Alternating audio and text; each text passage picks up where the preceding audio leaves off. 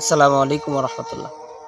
আজকে আমি যার উপদেশগুলো আপনাদের সামনে উপস্থাপনা করতেছি, হযরত লুকমান হাকিম।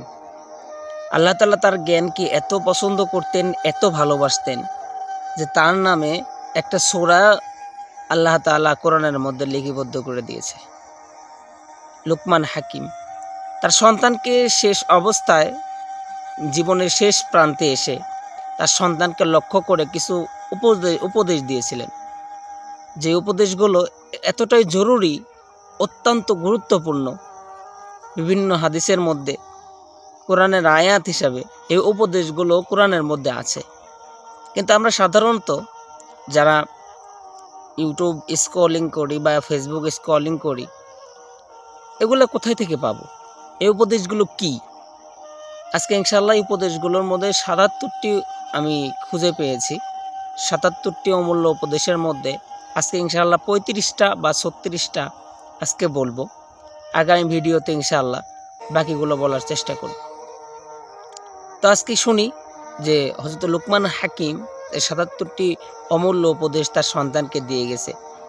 এই উপদেশগুলো তার সন্তানের জন্য শুধু তা না, এটা সারা মুসলিম উম্মার জন্য। তো ইনশাআল্লাহ ভিডিওটি লম্বা হবে না, তবে শুরু করতেছি ইনশাআল্লাহ। হযরত লুকমান হাকিমের ৭৭টি অমূল্য উপদেশ। জীবনের শেষ প্রান্তে এসে সে কি উপদেশ দিয়েছিলেন? ১ নাম্বার বলতেছে, ওহে বৎস, আল্লাহর সান্নিধ্য অবলম্বন করবে। ২ নাম্বার, অন্যকে উপদেশ দেওয়ার আগে নিজে আমল করার চেষ্টা করবে। এটা কোরআনের আয়াত। ৩ নাম্বার, নিজের মান মর্যাদা বজায় রেখে কথা বলবে। ৪ নাম্বার, লোক চেনার যোগ্যতা অর্জন করবে। ৫ নাম্বার, স্বীয় অধিকারের প্রতি সচেতন থাকবে। ৬ নাম্বার, গোপন তথ্য কারো নিকট প্রকাশ করবে না। গোপন তথ্য কারো নিকট প্রকাশ করবে না। ৭, বিপদে বন্ধুর পরীক্ষা নিবে।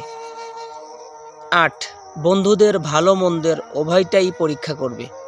৯, অবধ ও অজ্ঞ ব্যক্তিদের সংস্পর্শে থেকে দূরে থাকবে।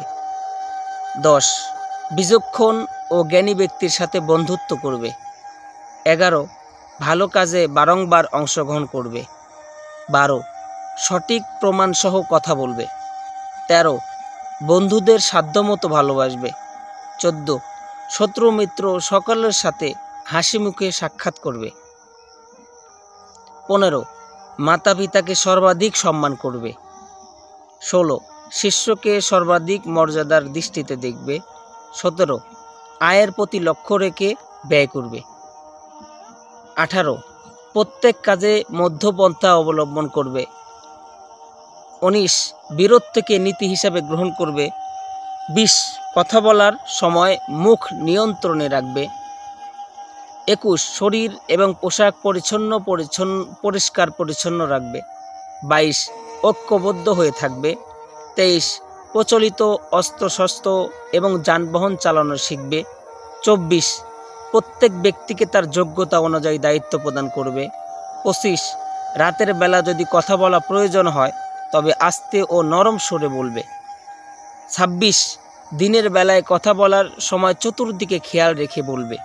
২৭, কম কথা বলা, কম খাওয়া ও কম ঘুমানোর অভ্যাস করা।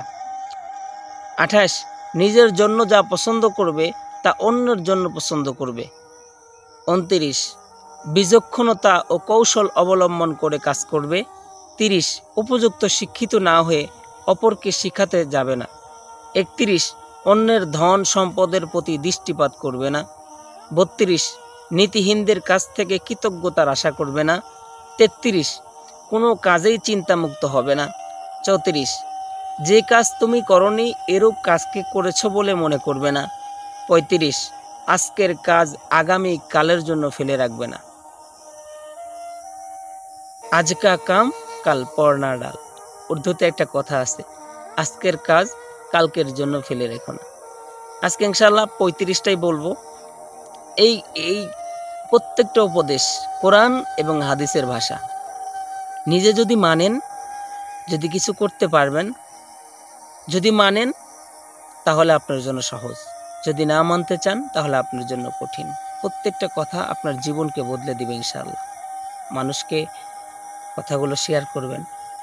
নিজের আপনজনদের যদি একটা কথার দ্বারা যদি আখলাক পাল্টে যায়, তাহলে আমারই লাভ, আপনারই লাভ, সমাজ, রাষ্ট্র সবারই লাভ।